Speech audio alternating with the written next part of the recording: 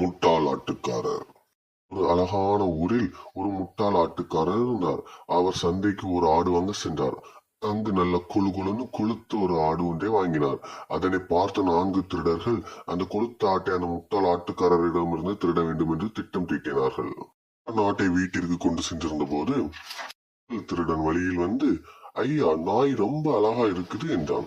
உடனே ஆட்டுக்காரன் ஆட்டை திரும்பி பார்த்து, என்ன இவன் ஆட்டை பார்த்து நாய் என்று சொல்கிறான், பைத்தியக்காரன் என்று நினைத்து கொண்டு அவனை கடந்து சென்றான்.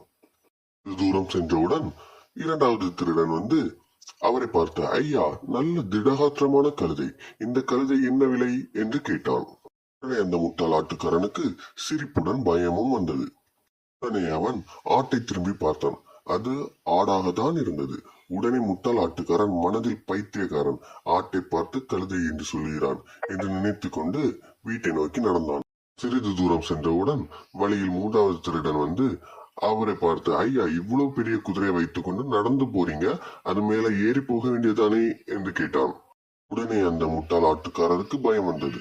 அவர் ஆட்டை திரும்பி பார்த்து கொண்டு, ஆடுதானே இருக்கிறது என்று பார்த்து கொண்டு வேகமாக பயத்துடன் வீட்டை நோக்கி நடந்தார்.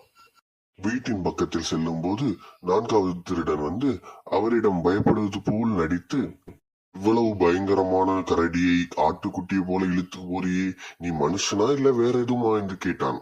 உடனே அந்த முட்டாள் ஆட்டுக்காரனுக்கு பயம் தலைக்கேறியது. கையில் இருந்த ஆட்டின் கயிறை விட்டுவிட்டு, ஐயோ, இது ஆடு இல்லை, பேய் பேய் என்று கத்திக்கொண்டு வீட்டிற்குள் ஓடி போய் ஒளிந்து கொண்டான்.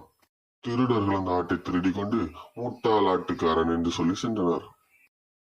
Thanks for watching. For more videos like, share and subscribe.